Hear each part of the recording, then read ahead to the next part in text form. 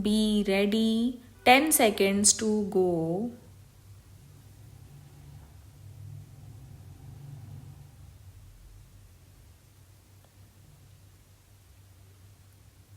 Start. Sir, I think this is a very important amendment to the Constitution that we are considering, and it requires a certain degree of serious attention and serious consideration.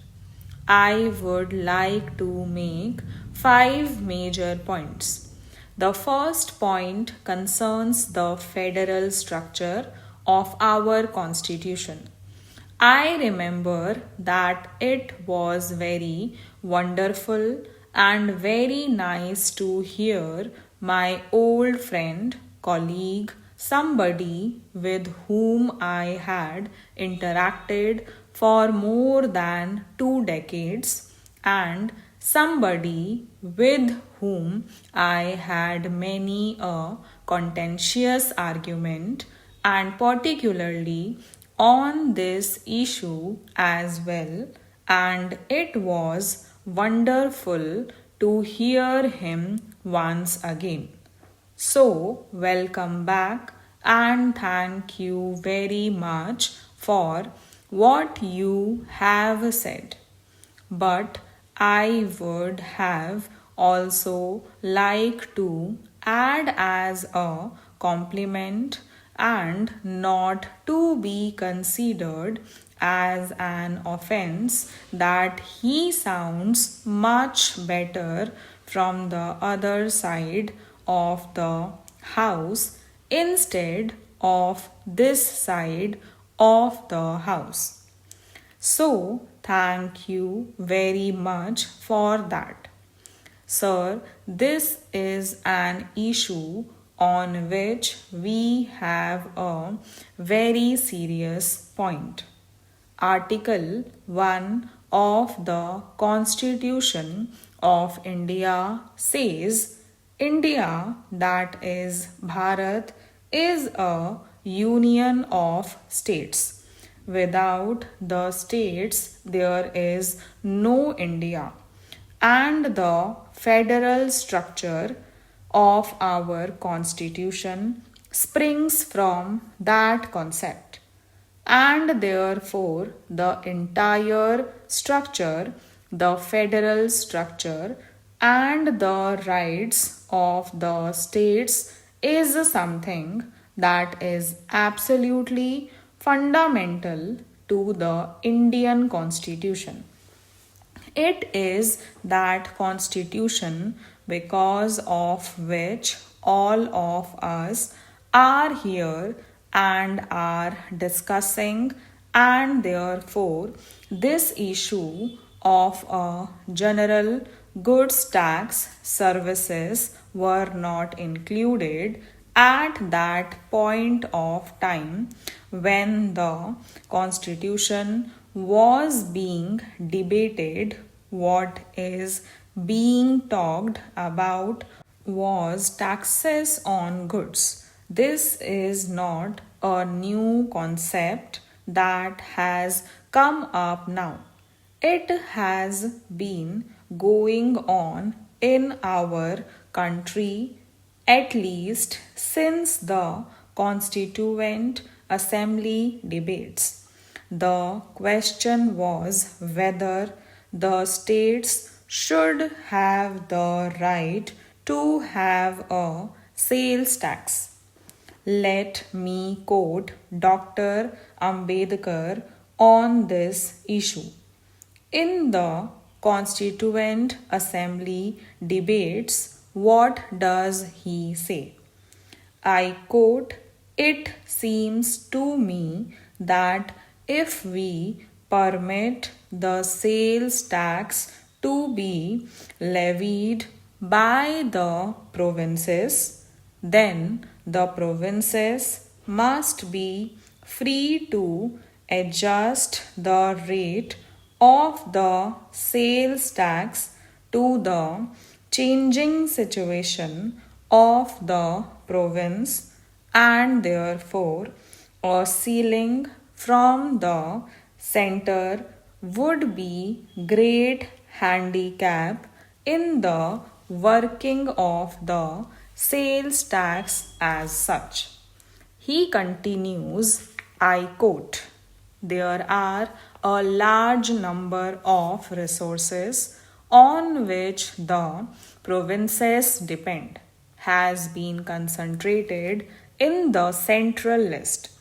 It is desirable at least to leave one important source of revenue with the provinces. Therefore, I think that the proposal to leave the sales tax in the hands of the provinces from that point of view is a very justifiable thing.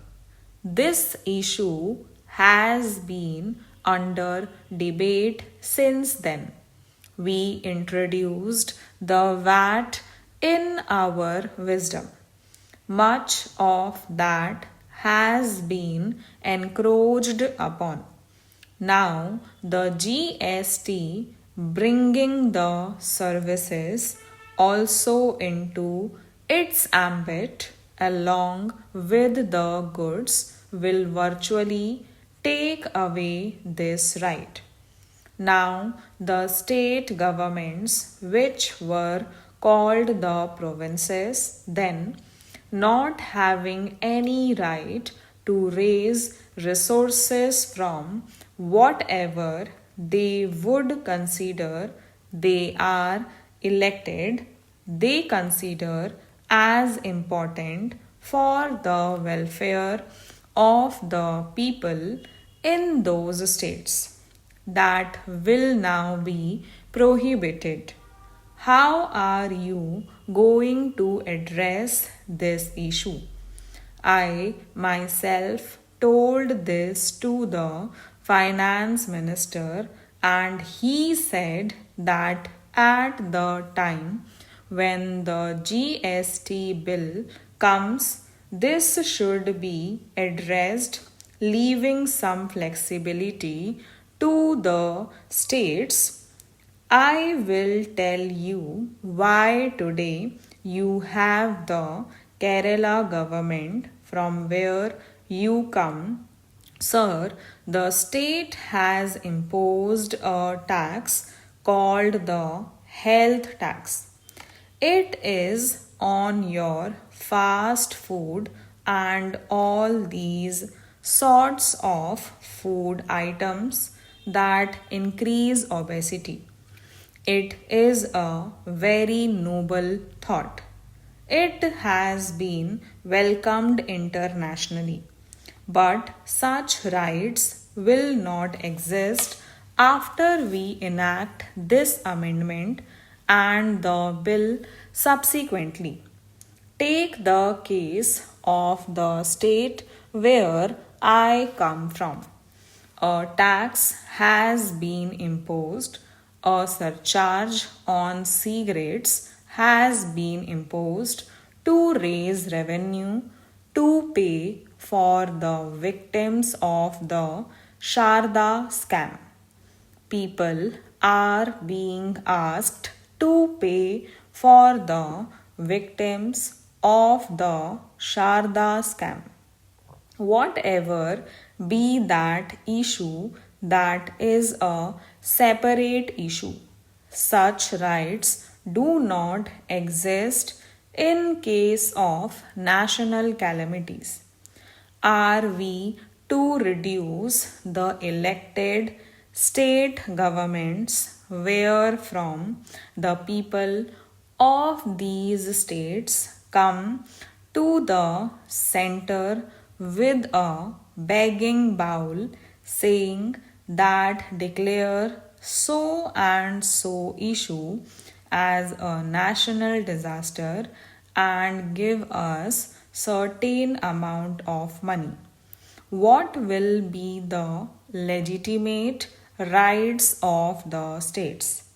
and we are the Council of States in this august house. How do we protect that right? That is an important point that needs to be considered, and therefore, I would request the finance minister when he replies today to ensure that there is a flexibility of this nature whereby the states do not end up actually coming with a begging bowl to the center in following years later. Stop.